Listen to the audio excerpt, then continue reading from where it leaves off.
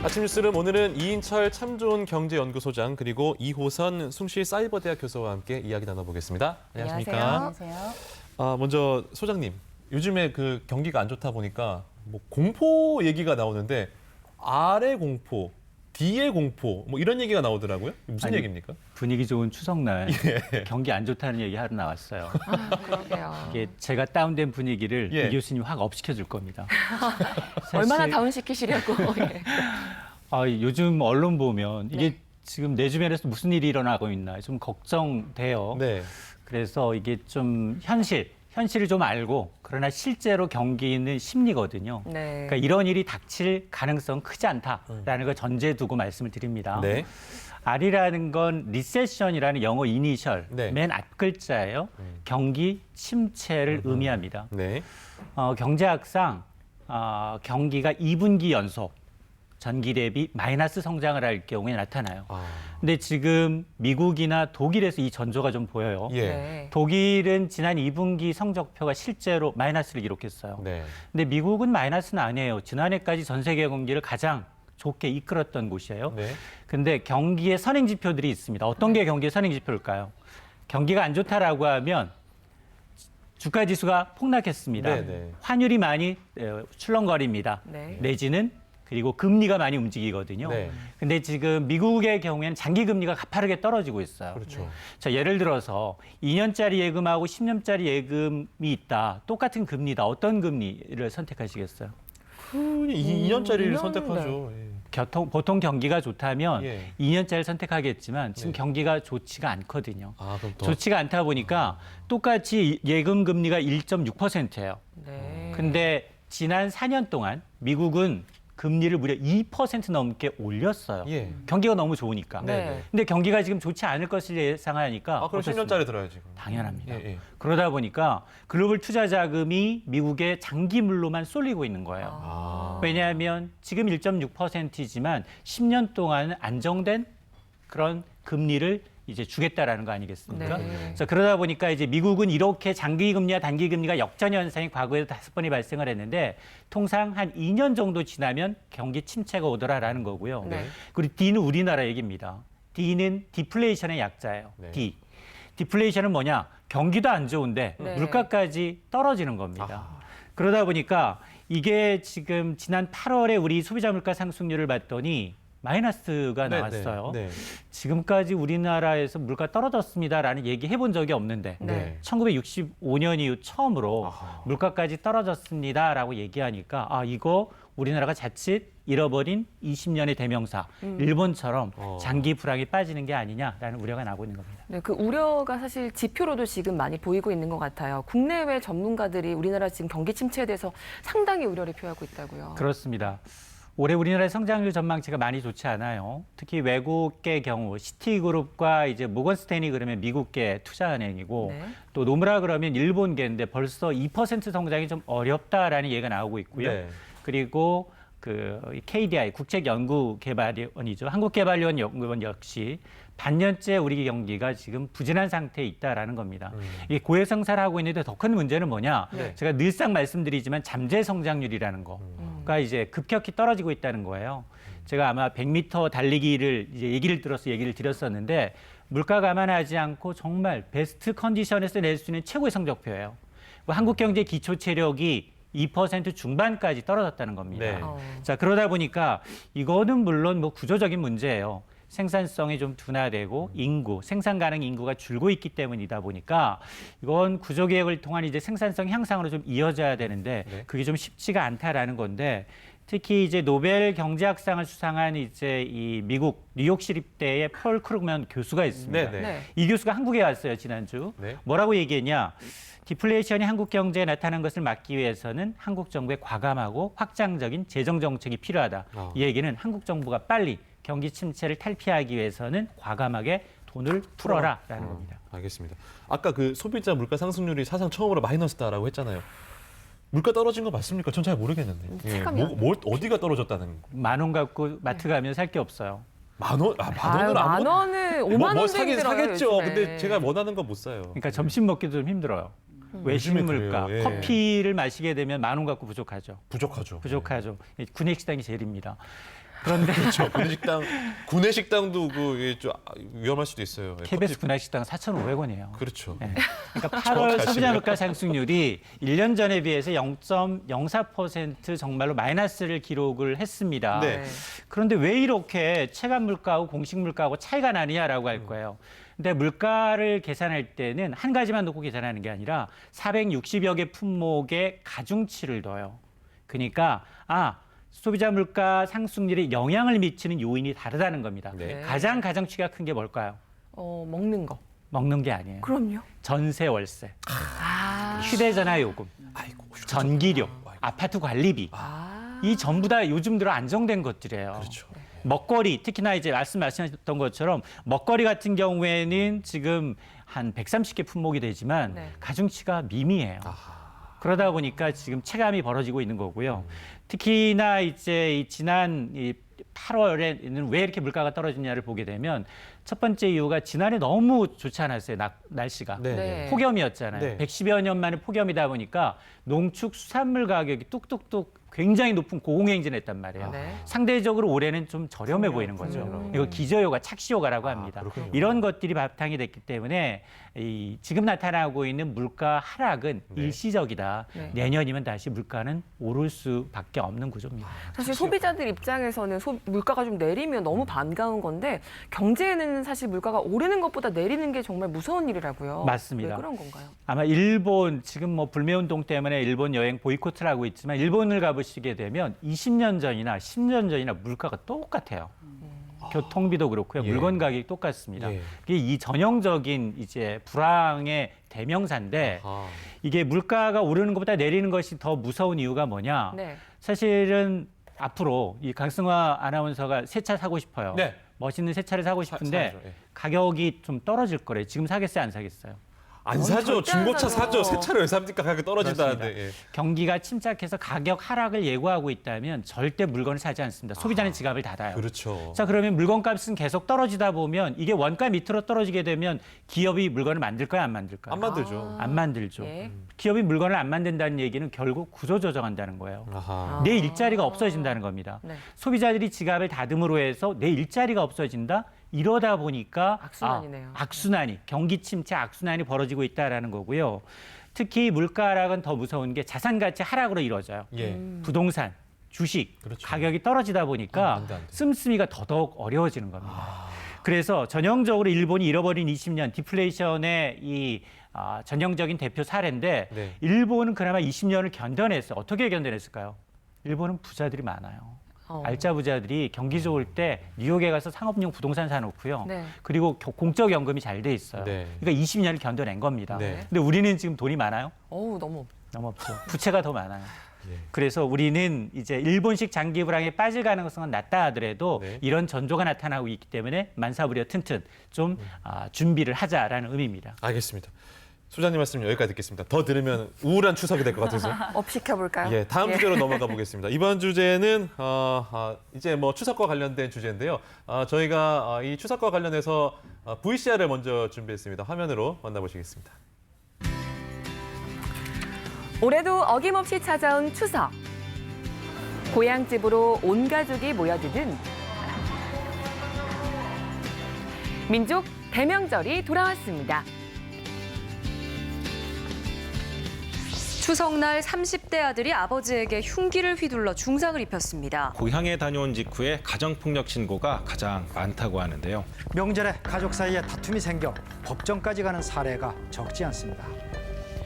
하지만 명절마다 들려오는 안타까운 소식들. 명절을 둘러싼 갈등은 커져만 가는데요.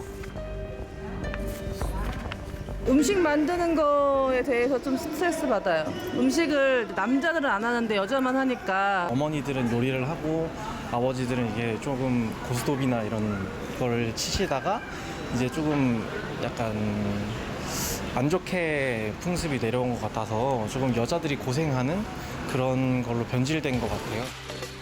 수면 아래 가라앉아 있던 세대 갈등, 성별 갈등이 떠오르고 온갖 부담에 짓눌리다 보니 급기야 명절 폐지 국민청원까지 등장한 상황. 명절 때는 모이잖아요. 그래서 그때 서로 좀 이렇게 남남처럼 살던 형제 자매님들 모여서 서로 그 형제도 나누고 또 부모님께 효도도 하고 그런 참 좋은 시간인 것 같은데 명절은 꼭 있어야 되겠죠. 저는 꼭 뭐 찬성이다 반대는 아니고 각자 자기 집안 뭐 그 분위기에 맞게 하는 게 제일 현명하지 않을까라는 생각을 해요. 달라진 시대, 바람직한 명절 문화의 방향을 모색해 봅니다. 네, 명절 스트레스 없으신 분들이 있을까요? 근데 명절 스트레스를 넘어서 명절 공포증, 그러니까 명절 포비아까지 요즘에 일어나고 있다고 합니다. 이와 관련해서 이호선 숭실사이버대학 교수와 함께 이야기 나눠보겠습니다. 안녕하십니까? 네, 안녕하세요. 반갑습니다. 네, 조금 전에 봤던 영상에서 저는 가장 충격적이었던 게 국민청원의 명절을 폐지하자는 이런 청원이 등장했다고요? 그렇죠. 어르신들이 들으시면 아이고 말세구나 이렇게 생각하실 만한데 사실 우리가 인터넷 세상이 열리고 나서 사실 이 명절 때마다 이거 명절을 없애야 되는 거 아니냐 이런 이야기 계속 올라왔고요. 예. 특별히 국민청원이 시작된 이래 우리가 명절 맞이해서 한 번도 이 관련된 청원이 올라오지 않은 적이 없었습니다. 예. 그렇군요. 그만큼 어쩌면 모든 분들에게 이게 수월한 일은 아니구나 이런 생각이 드는데 네. 이게 또 우리가 생각해 보면 이유가 있죠. 조금 전에 우리가 함께 화면을 봤던 것처럼 어떤 분들은 이 명절이 너무 힘들고 또 고역스럽고 예. 생각해 보면 아 이거 내가 정말 해야 되나 이런 생각이 드는 것이 명절이라는 게 이제 명분이 없어지고 사실 도리만 남아 있는 시점이 되다 보니 아하. 우리가 물어보면 애들대로 왜 성적 물어보냐 그러고 조금 성장한 사람은 왜 취업 물어보냐 그러고 결혼은 안 해냐 물어보고 애는 언제 낳냐 물어보고 또 맞아요. 돈은 돈대로 들어가죠. 음식은 많이 하는데 먹지는 않죠. 아주 복잡한 문제들이 많다 보니 이른바 노동 집약되고요. 예. 또 관계 집약되고요. 또 감정이 집약되고요. 예. 거기다가 관계가 집약되면서 예. 동시에 경제도 또 집약이 되는데 이런 많은 것들이 최근 젊은 층들이 볼 때는 가성비가 떨어진단 말이에요. 네네. 그렇다 보니 이 가성비 떨어지죠. 마음 불편하니 가심비라는 것도 떨어지죠. 어떤 것 하나도 어떤 세대도 만족스럽지 않고 모두 다 괴롭다고 한다면 이런 거는 없애는 게 낫지 않겠나라고 하는 그런 마음에서 아마 이런 청원들이 올라온 것 같은데 네. 저도 끝나고 가서 설거지 해야 됩니다. 저도 네. 가면 둘째 낳으라고 저희 부모님이 그렇게 말씀해요. 다 그래요, 다. 자, 우리가 뭐가 문제인지 한번 하나씩 보겠습니다. 제가 저희 판넬을 준비했거든요. 이게 한 업체에서 성인 남녀 1,004명을 대상으로 예. 조사한 결과인데 남자부터 보겠습니다. 네. 자, 볼까요? 자, 남자부터. 남자부터 보여드릴게요. 예, 봅시다. 자, 예. 예. 네, 자, 남자 3위, 3위. 아, 부모님께 부모님께 죄송. 죄송. 네. 2위, 과도한 관심. 1위, 부담되는 거. 경제적 부담이 남성 같은 경우에는 57.9%에 달합니다. 교수님, 뭐가 죄송하다는 겁니까? 부모님께. 이제 뭐 요거는 착한 마음이죠. 네. 자주 찾아뵙지 못해서 죄송한데 그게 스트레스다. 원래 미안함이 쌓이면 직접 갈 때 더 미안해지잖아요. 아하. 자, 이런 심정을 담은 거라 제가 볼 때 이 3위는 그나마 좀 견딜만한 거죠. 아, 예. 네. 2위. 과도한 관심. 예, 예. 과도한 관심 같은 경우에는 뭐 남성들도 마찬가지죠. 어린애들도 남자잖아요. 네. 그러면 이제 성적 몇 등이냐. 그리고 이제 남성들 같은 경우에는 특별히 결혼과 관련해서도 그렇지만 승진에 관련된 게 되게 많아요. 아이고. 우리 이인철 수장님처럼 승진할 일이 없는 자영업자들은 괜찮습니다. 대표님이시니까. 자영업자들도 스트레스 있어요. 장사는 잘 되십니까? 뭐 이런 거 스트레스. 그렇죠. 월 매출이 얼마니? 월 매출이 얼마니? 뭐 이런 거 물어보면 하늘이 노래지는 거거든요. 그렇죠. 예. 그러면서 또 가장들 같은 경우에는 얼굴도 잘 모르고 나이도 모르는 조카들이 와가지고 삼촌 부르면서 또 용돈 달라 그러고. 이게 만만한 일은 아닌데 실제 이런 많은 이야기들이 모여서 생각해 보면 명절이 사실 얼마나 기쁜 일이에요. 네. 우리가 살아가면서 가족들끼리 모일 수 있는 몇 안 되는 기회인데 네. 그 기회가 나에게는 부담이 되고 또 뭔가를 해야 되는 일종의 미션을 성취해야 되는 과정이기 때문에 네. 아들 역할 하랴 또 2주 전부터 귀에다 계속 이야기하는 아내의 남편 역할 하랴 또 조카들의 뭐 삼촌 역할 하랴 아버지 역할 하랴 굉장히 다중 역할을 하기 때문에 네. 남성들에게도 수월한 네. 때는 아닌 거죠. 참 강승 아나운서도 네. 어깨 무거우시겠어요. 저희도 근데 엄청 무겁습니다. 자, 여자 볼까요? 봅시다.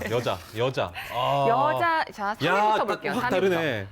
3위, 음식 준비 38.9%. 아하, 이게 뭐야? 자, 보이시죠? 2위가 불편한 가족관계 아하. 44.4%. 1위, 경제적 부담 57.9%. 뭐 경제적 부담은 복수응답이 남자랑 가능하거든요. 똑같고. 네.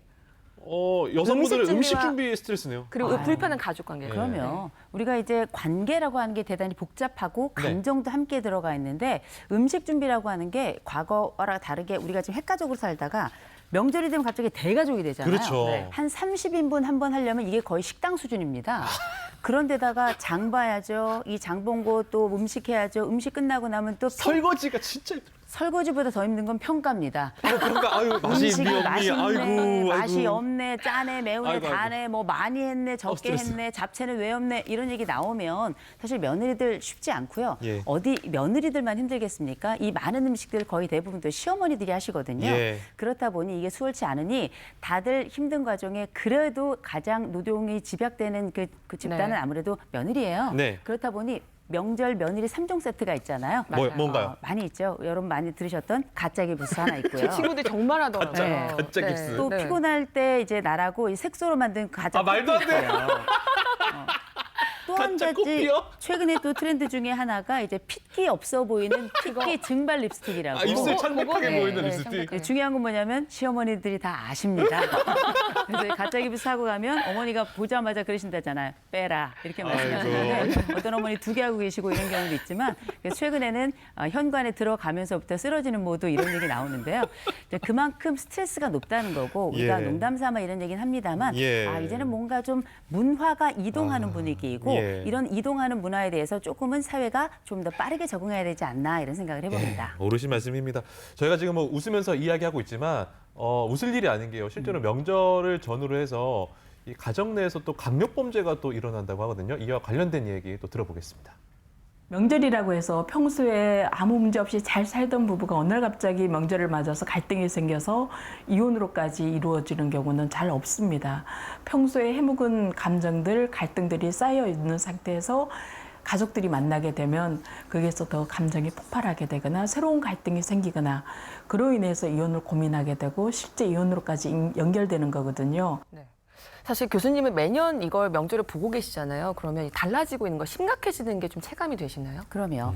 과거하고 가장 다른 건 뭐냐면 우리가 명절을 중심으로 해서 명절 2주 전 그리고 명절을 중심으로 2주 후까지 거의 한 달이 상담 극성수기입니다. 이 시기가 극성수기. 되면 벌써 뭐 전화 오고 상담 벌써 예약이 그 전부터 오는데 그러면 그 얘기들을 가만 좀 모아보잖아요. 예. 전체적으로 상담의 양도 많이 증가했지만 그 얘기인즉슨 우리가 가지고 있는 이 명절이 단순히 명절 때만 스트레스가 아니라 이때 우리가 가지고 있던 해묵은 문제들이 집약됐다 한꺼번에 분출하는 이런 효과를 내는 게 이 명절의 특징이라더라는 거죠. 네. 그래서 우리가 명절이 이번 같은 경우도 나흘밖에 안 되잖아요. 네. 나흘인데 이 짧은 시간에 우리는 모여서 다수가 모여서 중대한 결정을 술을 마셔가면서 결론도 못 내면서 싸움으로 끝내는 경우 맞아. 이런 경우가 많잖아요. 너무 심각한 문제. 그런 상황에 음식도 들어가야 되죠. 돈도 들어가야 맞아. 되죠. 그런데 결론은 나지 않죠. 맨 마지막에 나올 때는 정말 분인을 해서 나오거나 완전히 지쳐 나오거나 그런데 막상 돌아왔을 때 또 네. 공로는 없고 그렇죠. 중요한 건 명절은 또 온다는 거. 이게 또 쉽지 않기 때문에 몇 달 뒤에 또 설날이야. 실제, 막상 작년 추석 끝나고 나서 무슨 일이 있나 결과치를 봤더니 작년 네. 추석도 9월에 있었거든요. 예, 예. 작년 추석 끝나고 10월 달 통계를 보니 이혼 상담 건수가 전체 33.9%가 상승했다라는 거죠. 이게 그만큼 가족들 간의 갈등이 네. 과거보다 조금 더 민감도가 높아지고 있구나라는 생각이 현장에서는 굉장히 체감이 되죠. 네. 이게 마음의 병으로 앓다가 사실 몸의 병으로까지 이어지고 있습니다. 그래서 명절 증후군으로 병원에 찾는 분들도 많이 늘었거든요. 함께 들어보시죠. 아주 극심한 스트레스에 노출되는 상황에서는 이제 뭐 손발이 저리고 뭐 마비 증상이 온다던가 갑자기 뭐 시야가 뿌옇게 보인다던가 하는 좀 급성 스트레스 증상들을 나타나는 경우들이 있는데요. 이 경우는 이제 응급실로 오게 됩니다. 그리고 기존에 뭐 우울증이나 공황증이나 뭐 수면 장애를 앓고 계셨던 분들은 이제 명절 증후군에 스트레스 상황이 좀 급격히 증가하게 되면 기존에 가지고 있던 증상들이 악화돼서 진료실을 찾는 경우들은 꽤 많이 보게 되는 것 같습니다. 화병 같은 이제 양상으로 명절 증후군도 우리나라의 좀 독특한 문화 상황을 반영하는 질병으로 이해를 하시면 될 것 같습니다. 네, 교수님 시간 관계상 짧게 네. 우리가 명절 없앨 수는 없잖아요. 아, 그럼요. 요런 갈등 스트레스 어떻게 해결할 수 있을까요? 제가 볼 때는 일단 네 가지는 필요할 것 같아요. 하나, 네. 명절 좀 간소화할 필요가 있고요. 그렇죠. 두 번째, 노동은 좀 분업화할 필요가 있고요. 분업 좋죠. 남자, 여자. 그리고 세 번째는 공로자에 대해서는 우상화를 좀 할 필요가 있습니다. 아하. 충분히 공로해주고 네. 네 번째는 대화에도 기술이 필요하죠. 예. 그래서 이번에 어르신들 우리 아이들 만날 때 무슨 걱정인가 질문 어떻게 해야 되냐 고민이시죠? 생로병사만 물으시고 관음상대는 빼시는 걸로 이렇게 하시면 가장 좋을 것 같습니다. 네. 생로병사. 네, 저희 부모님 다 보고 계시죠? 건강하시죠, 다들? 오늘 두 분 말씀 여기까지 듣겠습니다. 고맙습니다. 네, 명절 잘